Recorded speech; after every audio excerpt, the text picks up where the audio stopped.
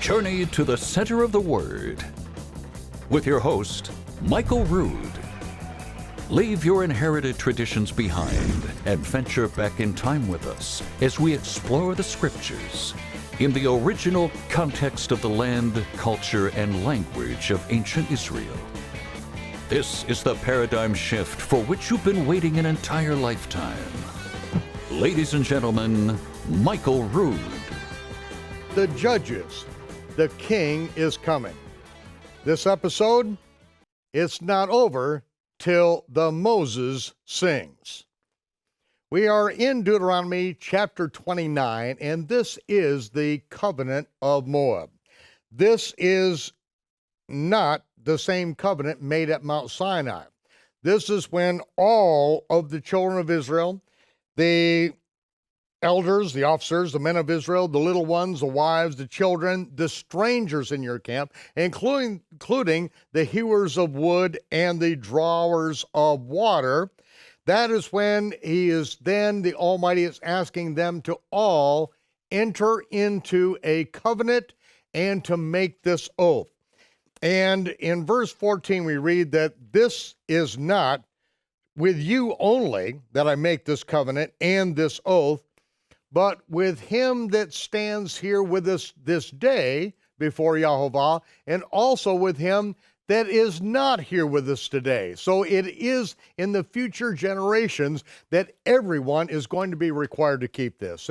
I think this is just so important for us to understand this, because Moses gives a little bit of rehearsal here. He says, you know how that we dwelt in the land of Egypt, how we came through the nations which you passed by, and we saw their abominations, their idolatry, their wood, their stone, their gold and silver, all these idols that were among them.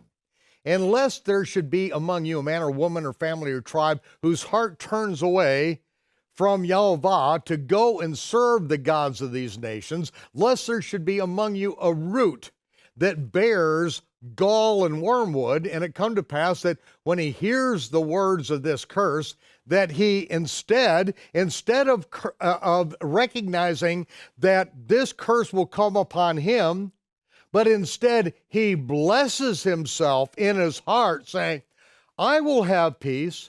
Though I walk in the imagination of my own heart, I make up a god of my own choosing. I pretend that all these things, that's just the Old Testament. Jesus kept the Torah, so I don't have to. He nailed all these things to the cross. Now I can do all of these abominations, and it's just fine. And I'm going to teach other people to violate the Torah. And I'm fine. He said it's going to be like adding drunkenness to thirst. You're already thirsty, you just keep on drinking, you go into a drunken stupor. It says that Yahovah will not spare him, the one that blesses himself when these curses do belong to him. But then the anger of Yahovah and his jealousy is going to smoke against that man. And all of these curses that are written in this scroll shall lie upon him. Yahovah shall blot out his name from under heaven. That's when Yeshua, as the judge, says, depart from me into the lake of fire. His name blotted out, gone forever. And Yahovah shall separate him to evil out of all the tribes of Israel, according to all the curses of the covenant that are written in this book of the law. Not Genesis, Exodus, Leviticus, Numbers, but in Deuteronomy. All this, because this is all done in one sitting, ladies and gentlemen. All that we've done in Deuteronomy for the last few weeks, it's all in one sitting. This is serious business. And it needs to be brought forth in this generation because nobody reads the Bible anymore. That's why I have to be so emphatic on this. Just this section right here in the last few weeks, I've read it dozens and dozens and dozens of times. And it is so exciting. It's so beautiful because I get to see here what we're going to see the violations of in the book of the Judges and the ramifications of that. So that's why we have to set this foundation here. And then he goes on. So the generation that shall come out of your children shall rise up after you, the stranger that shall come from a far land, will say when they see the plagues that are in this land, they see the curses that have come upon you because you have not kept my commandments. They see the sicknesses that Yahweh puts on you, and that the entire land is brimstone and salt and ashes. King James says burning, but it's brimstone, salt, and ashes. It's not sown. It will not bear any fruit. No grass grows therein. It's like the overthrow of Sodom, Gomorrah, Admah, and Zeboim, which Jehovah overthrew in his anger and in his wrath. Well, ladies and gentlemen, this did come to pass. It was the most prolific and famous author in the 1860s. It was Samuel Langhorne Clemens, also known as Mark Twain, who visited Israel in 1867, just after the war between the states, the Civil War, and he published his impressions in the book Innocents Abroad. He described the land of Israel, which was a land once flowing with milk and honey, as, and I quote here, a desolate country whose soil is rich enough, but is given over wholly to weeds. A silent, mournful expanse, a desolation. We never saw a human being on the whole route through the Galilee, hardly a tree or a shrub anywhere. Even the olive tree and the cactus, those fast friends of a worthless soil, had almost deserted the country. See, now, let's go on, verse 24. Not only did the Almighty say that this is what's going to happen to the land, then the prophecy of Moses concerning this. It's really the prophecy of the Almighty. Even all nations shall say, wherefore has Jehovah done thus to the land? Wherefore, remember the word wherefore. Why for the wherefore? What's the therefore? Wherefore means why. Why? Wherefore, why has Jehovah done this to this land? What means the heat of this great anger that's displayed? Then men shall say, because they've forsaken the covenant of Jehovah, the God of their fathers, which he made with them when he brought them out of the land of Egypt. For they went out and served other gods. They worshiped them, gods who they did not know and whom he had not given to them. And the anger of Jehovah was kindled against this land to bring upon it all the curses that are written right here in this book. Devarim, Deuteronomy. And Jehovah rooted them out of the land in anger and in his wrath and in his great indignation. And he cast them away into another land as it is this day. And verse 29, beautiful verse here in context. The secret things belong to Jehovah our Elohim, but those things which are revealed belong to us and to our children forever, that we may do all the words of this law. See, it's no longer a secret. He's not just showing his acts, he's showing his ways, and he is prophesying of his ways. He is saying, you are going to do this. And when this happens, then the stranger is going to come and he is going to report these things. It was Samuel Langhorne Clemens who was chosen by the Almighty to do this. Mark Twain was born the night Halley's Comet came through. At the end of his life, Halley's Comet was due that night. And as Halley's Comet came through, Mark Twain said, I came on a comet and I will go on the comet. And he left that night. His life was gone. But he was chosen by the Almighty to be the most famous, most prolific author of his time to fulfill the prophecy that came upon that nation of Israel. And because it was given to us and our children, now we can know these things.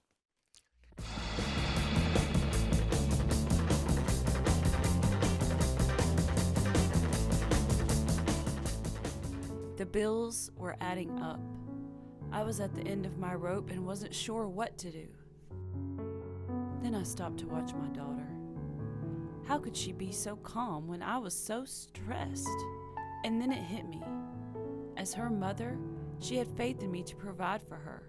She never doubted. She just did her thing, trusting that Mom would make everything okay. It's exactly what I wasn't doing. I needed to trust that my Father in heaven would make everything okay. Sometimes all it takes is faith the size of a mustard seed to change your world.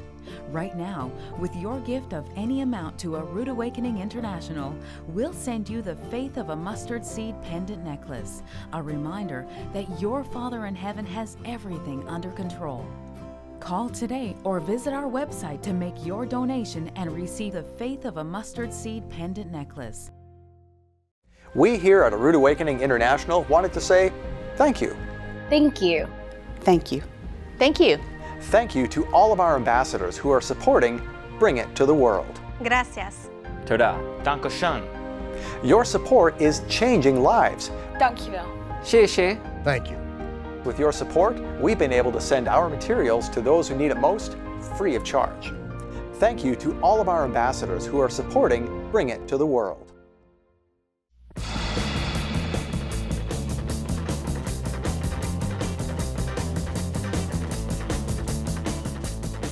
Now,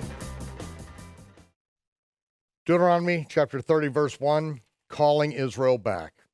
And it shall come to pass when all these things are come upon you, the blessings and the curse, which I set before you, then you shall call them to mind among the nations, whither Yahweh has driven you, and you will remember these things. You will remember that I gave you the key to prosperity, and then you turned away from me, and the curses came upon you. And then you shall return to Yahweh, and you shall obey his voice according to all that I command you this day, you and your children, and you'll return with all your heart and with all your soul. That then Yahweh will turn your captivity. He'll have compassion on you and return and gather you from all the nations, whether Yahweh has scattered you. If any of you are driven out to the uttermost part of heaven, from there Yahweh will gather you, and he'll fetch you in. And he will bring you into the land which your fathers possessed, and you shall possess it. And he will do you good, and he will multiply you above your fathers. Yahweh, your Elohim, will circumcise your heart and the heart of your seed to love him with all your heart, with all your soul, that you may live again. And Yahweh will put all these curses upon your enemies and them that hate you and persecuted you. And you shall return and obey the voice of Yahweh and do all his commandments, which I command you this very day. In verse 9, Yahweh will circumcise your heart and the heart of your seed to love him with all your heart, your soul. And Yahweh will make you plenteous in every work of your hand, the fruit of your body, and the fruit of your flocks, and in the fruit of your land for good. This is the promise that he makes. And then, chapter 31, we go to verse 1. Moses went and spoke these words to all of Israel, and he said, I'm 120 years old this very day. I can no more go out and come in. Also, Yahweh said to me, you shall not go over this Yarden, because of his violation, of his destroying the shadow picture of the Messiah as the rock that was to be smitten once and after that declared. Moses struck it a second time. Both he and Aaron were forbidden to go into the promised land. And ladies and gentlemen, the prophetic shadow picture for this generation, for the last generation, is the confirmation of the covenant. It is the Ark of the Covenant where it was hidden by Jeremiah during the siege of Nebuzaradan. What transpired after it was put in the stone sarcophagus that was prepared by Solomon generations earlier, and what happened at the crucifixion when the earthquake, the rocks rent, and the graves were open, and the rocks rent, and the stones at the foot of the cross was split open, and out of the side of the Messiah poured blood and water that went down that earthquake crack onto the mercy seat, the Ark of the Covenant. This is what Rabbi Shlomo Gordon, the chief rabbi of Israel, said: the Ark of the Covenant is not lost. It was deliberately hidden in Mount Moriah. I've been in the chamber. I have seen the Ark. And then Rabbi Kaduri, 108 years old at the time of his death, who prophesied that the Messiah, who had revealed himself to him, the Messiah, who he said his name is Yehoshua, revealed to thousands of his followers a year after his death. He said that the Messiah would come after. The Messiah would be revealed after the death of Ariel Sharon. And at that time, Ariel Sharon was in the prime of his health. Ladies and gentlemen, the earth is going to shake. The earth is going to shake again. And this prophetic shadow picture in the earth, the Ark of the Covenant, where it is, ladies and gentlemen, if there's nothing else that you ever do, you must get the great secret of Solomon's temple. You can't go without it. The great secret of Solomon's temple, the most important 2.5 hours of my life. I will never say anything as important as that, because that is the key to the confirmation of the covenant that starts the last Shavua, the last 7 years. Don't worry about what people are calling blood moons. These are indeed signs from heaven. They are lunar eclipses, but they're not blood moons. The blood moon spoken of in the scripture is an atmospheric event as a result of war. Every time it's used, do not be misled by that concept, okay? They are signs in the heavens, but what we're waiting for is the confirmation of the covenant. And it could happen as soon as this fall, at the end of one hellacious war. But time will tell. We watch and we wait. All times are in the hands of the Almighty. And so, in verse 3, Yahovah would not allow Moses to go into the promised land because he destroyed the prophetic shadow picture. And we have people that are doing it all the time. They're trying to tell you that Yeshua is crucified over in the Mount of Olives. The same teacher who is now dead, which is Dr. Ernst Martin, he said the temple wasn't where the temple is, but that was just a place for the Roman army built, and the temple was never up there, and the temple was someplace else that there's no evidence of. I mean, it's ludicrous. He's the one that said the temple isn't where it is, and that the crucifixion happened on the side of the Mount of Olives. The man was over-literalized, simple figures of speech in the Hebrew text of Matthew and turned it into a complete circus. And now you got people saying the crucifixion happened on the Mount of Olives and Jesus was the red cow, a female cow, instead of the Lamb of God who takes away the sin of the world, and destroying the prophetic shadow pictures of the Ark of the Covenant. Do not follow those who destroy the prophetic shadow pictures. They don't know what they're talking about. They are self-appointed, anointed prophets of their own presuppositions, following somebody that came out of Worldwide, which had some good points, but that was not a good point.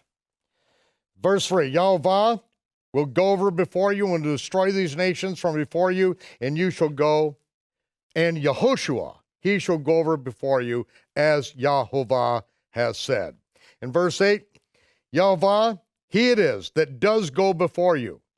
And it's not literally him, it is he will send his messenger, his angel. We're going to get into this when we get into the book of Joshua, to see the event when the angel goes in before the children of Israel because of the infraction at Mount Sinai, where the children of Israel, while Moses was up in the mountain getting the revelation concerning the building of the tabernacle, the Ark of the Covenant, all, and because when he came down, Moses came down, they had built the golden calf, and the Almighty said, stand back, I'm going to kill them all. That is when the Almighty made the resolution that I am not going to go in the land with you. You people are so sick and so twisted. I'm going to send my angel in, but I'm not going to go in with you. He is going to let his messenger go in before, and this was one bad messenger. I mean, you don't mess with this messenger. He can kill 175,000 people with one swipe of the sword. This is not an angel or messenger to be trifled with. But we're going to get into that when we step into Joshua's visitation with them. And it says, Yahweh, he is going to go before you. He's going to be with you. He's not going to fail you. He's not going to forsake you. And so don't be afraid. And so then Moses wrote this Torah. He wrote this Torah, the book of Deuteronomy. He wrote this down, delivered it to the priests, the sons of Levi, which bear the Ark of the Covenant. And then finally, in verse 30, Moses spoke in the ears of all the congregation of Israel the words of this song until they were ended. And so now we have the song of Moses. And this is what is going to close things down, the song of Moses. Chapter 32, verse 1. Give ear, O you heavens, and I will speak. And hear, O earth, the words of my mouth. My doctrine shall drop down as the rain, and my speech shall distill as the dew, as the small rain upon the tender herb.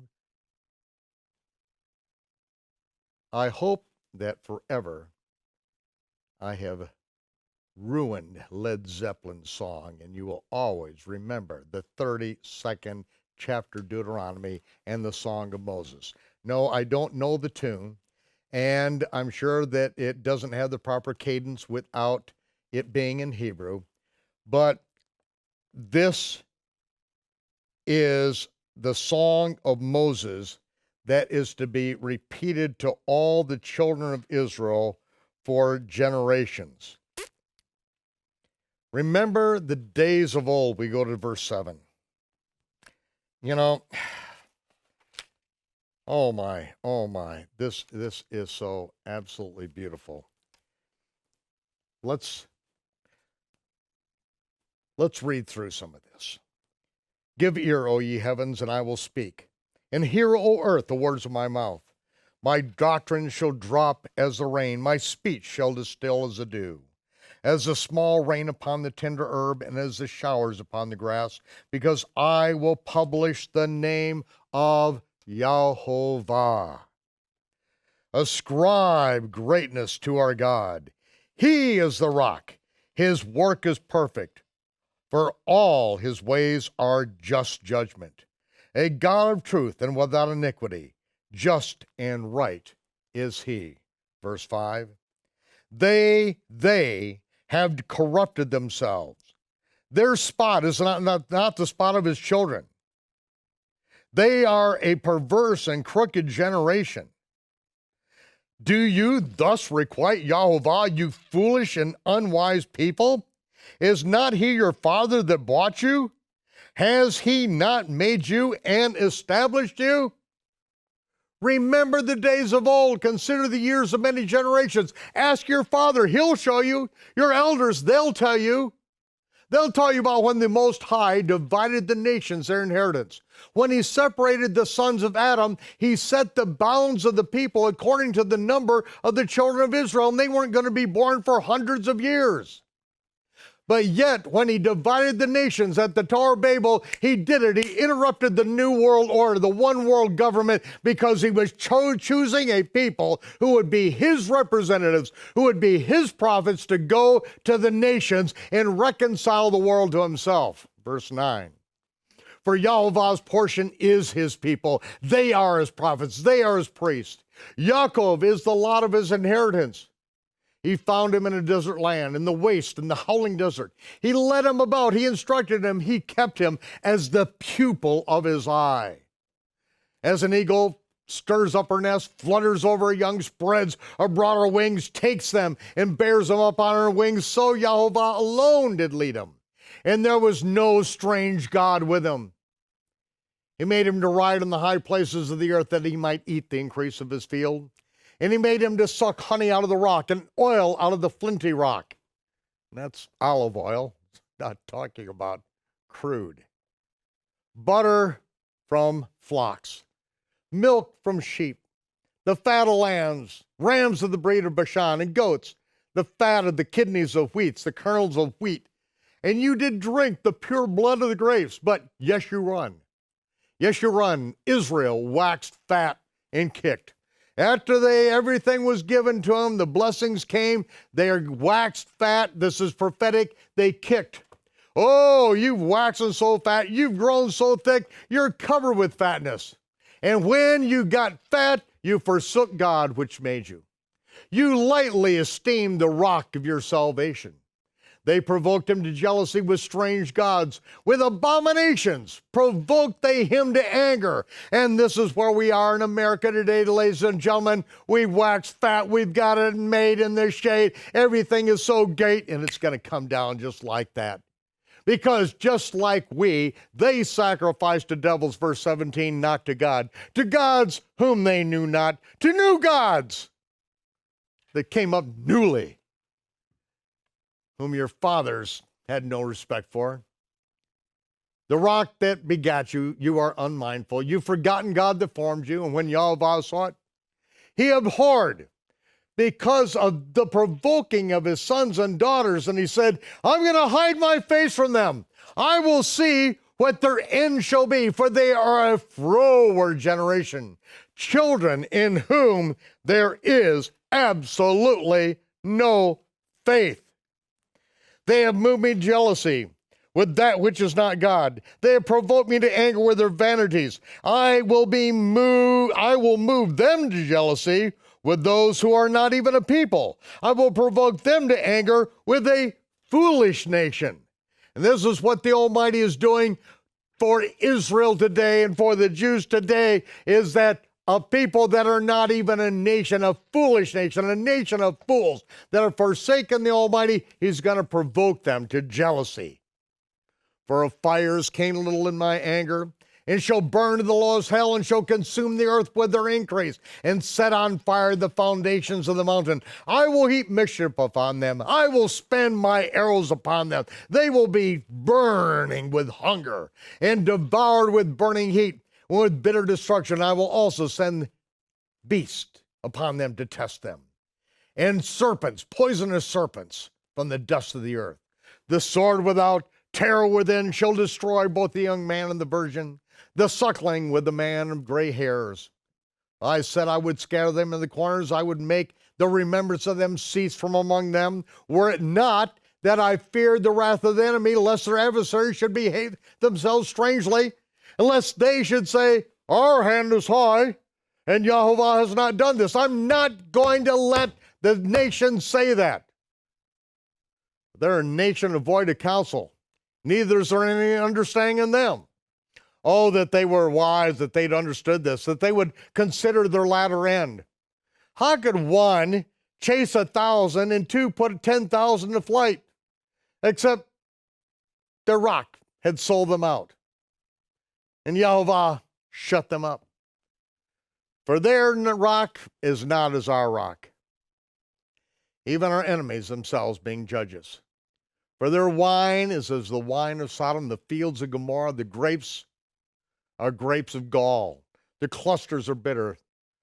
The wine that they drink is the poison of dragons and cruel venom of asp. Is not this laid up in store with me and sealed up among my treasures? To me, the Almighty says, belongs vengeance and recompense. Their foot shall slide in due time, for the day of their calamity is at hand, and the things that shall come upon them are making haste. For Yehovah shall judge his people and repent himself for his servants. When he sees that their power is gone and there is none shut up or left, then he's going to say, where are their gods? Where's their rock that they invented? Not the real Messiah, but the one they invented and whom they trusted. You know, the sweet baby, 8-pound, 6-ounce baby Jesus. The Jesus just wants you to be happy. The Jesus who's your real estate agent who just wants you to live in the biggest house. Yeah. Where's their rock they invented in which they trusted? Which ate of the fat of their sacrifices and drank the wine of the drink offerings. Let them rise up and help you and be your protection. Let's see how your invented gods take care of you. See now that I, even I, am he. There's no God with me. I kill, I make alive. I wound and I heal. There's nobody that can deliver out of my hand. For I will lift up my hand to heaven and I will say, I live forever. If I whip my glittering sword and my hand takes hold on judgment, I will render vengeance to my enemies and I will reward those that hate me. And I will make my arrows drunk with blood. My sword will devour flesh with the blood of the slain and of the captives from the beginning of revenges upon the enemy. Rejoice, O ye nations, with his people, for he will avenge the blood of his servants, and will render vengeance to his adversaries, and will be merciful to his land and to his people. And we see that Moses came and spoke all the words of this song in the ears of the people, he and Yehoshua, the son of Nun. They were the ones that spoke this and taught it to all of Israel. And then in verse 48, and Yehovah spoke to Moses that same day, saying, get up to this mountain, Abarim, Abarim, Abarim. Hebrews is what it is. This mountain of Hebrews, the crossing over to Mount Nebo, which is in the land of Moab, that's over against Jericho. Go ahead, behold the land of Canaan, which I give to the children of Israel for possession. And you are going to die in the mount where you go up. You're going to be gathered to your people as Aaron, your brother, died in the Mount Hor and was gathered to his people. Because, and this is why you're going to die, because you trespassed me against me. Among the children of Israel at the waters of Meribah Kadesh, in the wilderness of Zin, because you did not sanctify me in the midst of the children of Israel, I said, declare the rock, and you smote it, and you're not going in, and because of that, today, you are going to die. You go up, but yet I'm going to allow you to see the land, but you will not go into the land which I give to the children of Israel.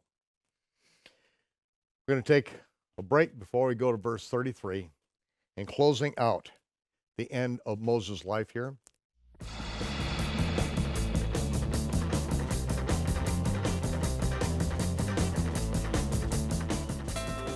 The Chronological Gospels Bible includes every gospel account of the Messiah's life, more than 300 events over the course of exactly 70 weeks, all in chronological order, plus the books of Acts and Revelation also included. The Chronological Gospels enables you to truly understand the meaning of the Messiah's 70-week ministry. Michael Rood has spent over 40 years organizing the Gospels accounts. It has taken me an entire lifetime to get his words in chronological order and in proper context. Right now, you can own the Chronological Gospels Bible for just $69. Matthew, Mark, Luke, John, the Acts, and Revelation, all in chronological order, plus historical and cultural commentary you won't find in any other Bible. For a more in-depth study, consider the Chronological Gospels Essentials Package, containing the Chronological Gospels Bible, a detailed timeline chart of the Messiah's 70-week ministry, plus the introduction to the Chronological Gospels 4-DVD set. Get the Essentials Package now for just $117. If you're a Bible teacher or group study leader, consider the Chronological Gospels Educators Edition. It's the Chronological Gospels Bible in large print on regular size paper, plus convenient section tabs, all in a beautiful 3-ring binder. Yours for just $120. And for those who seek a deeper knowledge and understanding, get the Ultimate Collection, the Chronological Gospels Scholar Package. This package includes the Chronological Gospels Bible, the 4-DVD introduction set, the 70-week timeline chart, plus so much more. You get the entire Scholars Package for just $347, a savings of $97 off the retail price. Call or visit our website today to order your Chronological Gospels Bible or one of these package sets.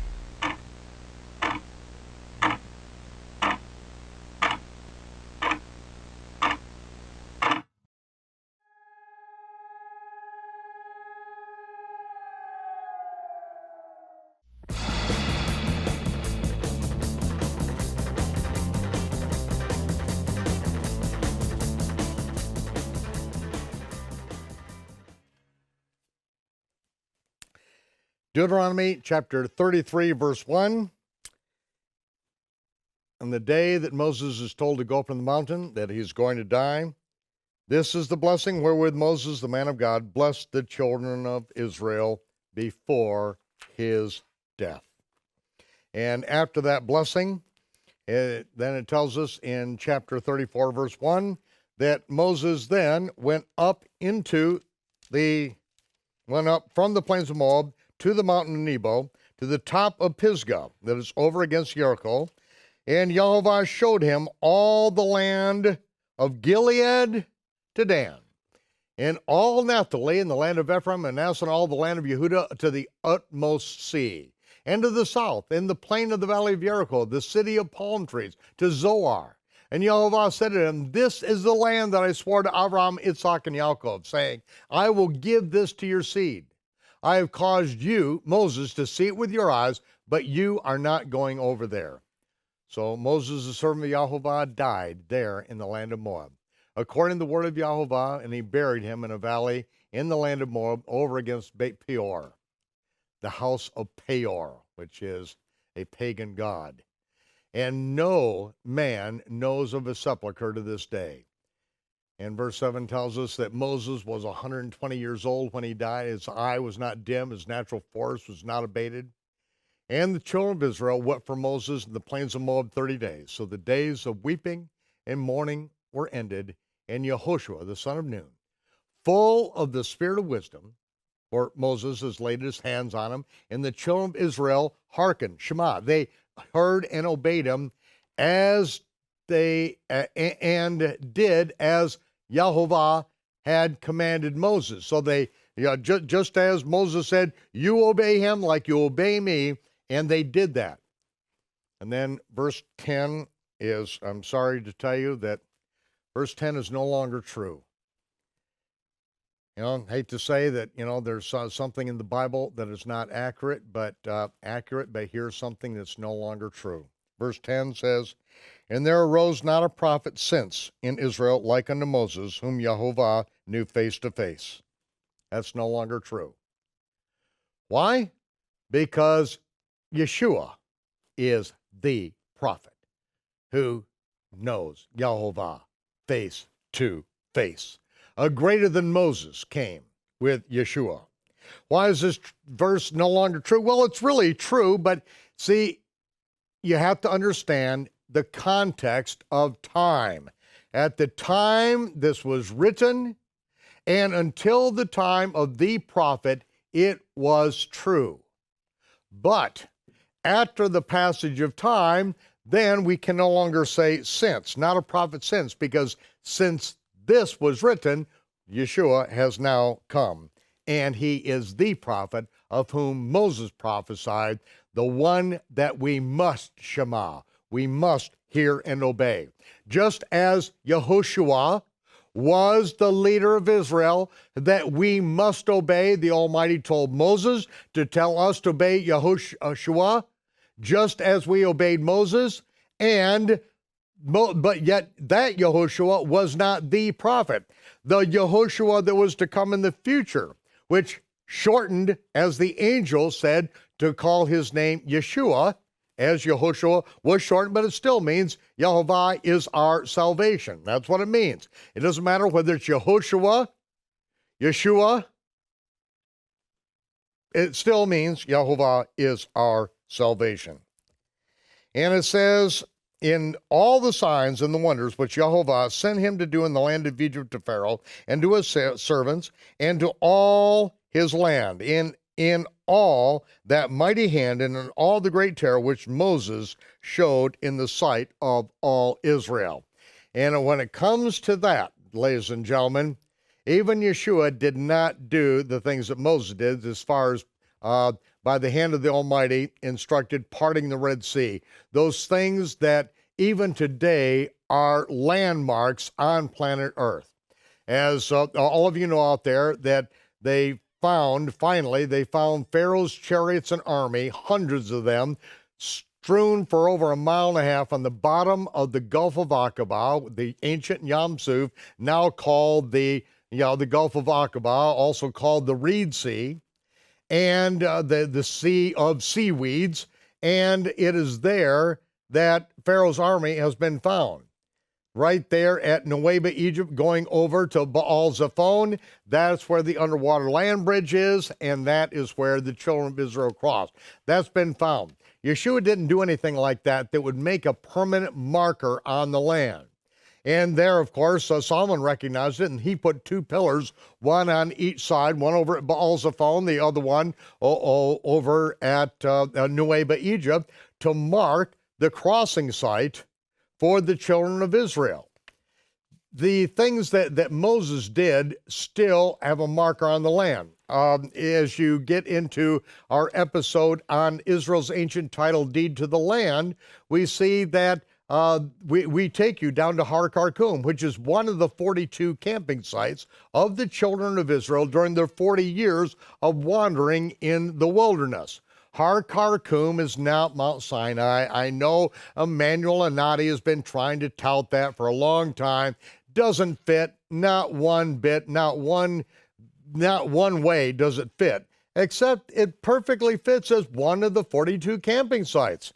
40,000 petroglyphs, rock carvings of the very same images that we see in the land of Midian at Jabal al-Laz, at the mountain of Moses.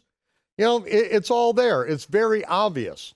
And so in one way, there's never arisen a prophet who's done the vast amount of miracles that are still resident within the land that can be witnessed even to this day. No one's done it like Moses, but the prophet, Yeshua, no one beats that prophet. Hearing directly from heaven, he is the one that not only that we must shema, but he is the one who will be our judge in the very end. And so now we turn the page and we are in the book of Joshua, and we just continue on. Because after the death of Moses, the servant of Yehovah, it came to pass that Yehovah spoke unto Yehoshua, the son of Nun, who was Moses' minister, his help, his second in command, and he said, verse 2, Moses, my servant, is dead. Very harsh words here. Moses, my servant, is dead.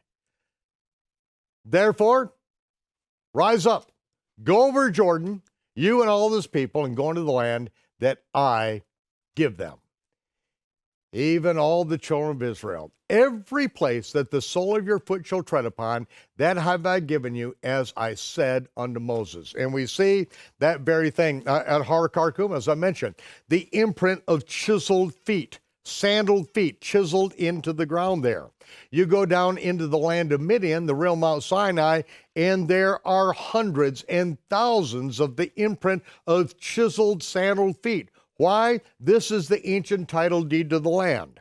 I detail this in the Sinai Connection, Israel's ancient title deed to the land. 4.5 hours, which I take you down to Mount Sinai. The American oil field engineers, Jim Caldwell, his wife Penny, and their children, 9 years down in the Midian oil fields, who are able to get artifacts, video, and high-resolution footage and photographs out of the land of Midian, the real Mount Sinai, where we camped for over a year. Just millions of pieces of pottery. The graveyard to Israel, the rock at Rephidim, it's all there. The altar to the golden calf is still there. It's still standing, partially toppled over from an earthquake, but all this is there. And we take you there by video to show you these things. And you know, this is what Josias, who is the head of the Department of Antiquities in Israel, also known as the Rockefeller Museum, which gives you a clue where these people are coming from. He refused to look at any of the evidence of Mount Sinai in Arabia. Why? He said, Mount Sinai is a literary invention. No one will ever find it. He had already presupposed, he had already determined that all this about Mount Sinai and the Almighty shouting out its commandments is a literary invention. It's a fairy tale. Well, I don't believe in Josias. I don't believe that Josias really ever lived. I think he's a figment of his own overinflated imagination. I don't think that he's anyone that should ever be listened to. I think the guy's a complete moron. But yet, as head of the Department of Antiquities, he refused to even look at the evidence. The thousands I've seen, ladies and gentlemen, I have seen tens of thousands of artifacts that have been smuggled out of Arabia and have gotten out of the country. I have some of them in my possession. I don't own them. They're on loan, hopefully, my entire lifetime from the Caldwells, which I thank them so much for their work, what they have done, what they have accomplished. The years of work, the danger that they put themselves, their children, and others through to get these things into our hands. Ladies and gentlemen, men and women have nearly lost their lives several times to get these into our hands. We've got it on video, and you know what? Some people won't even pay, what is it, $1,000 for the video?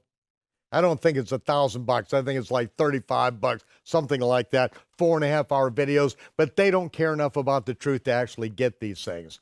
Oh, they'll watch them free on the internet, maybe. But see, ladies and gentlemen, these are the greatest treasures in the world. And I believe that they're the great treasures because this is how I was led by the Spirit to find these, to where these people came to me, where the connection happened between Ron Wyatt and Henry Groover, myself, and Jim and Penny Caldwell, and those involved in the filming of these things over there.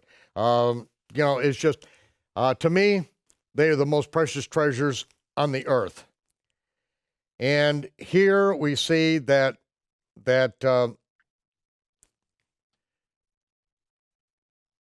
when we are given the commission to go into the land here, and that every place the sole of our foot treads, that's why we see the imprint of the chiseled feet wherever we go. And this is what Moses was told, every place the sole of your foot treads, that is yours, including the vast oil fields of Midian, the lightest, sweetest crude oil on planet Earth. You can take it right out of the ground and you can put it right in the vehicle. It is that pure. It is that light and sweet a crude. This is what I'm told by James Caldwell. Nothing like it anyplace else on the earth. And guess who it belongs to? Guess whose imprint of chiseled sandaled feet are there in the land of Midian? That's right, Israel.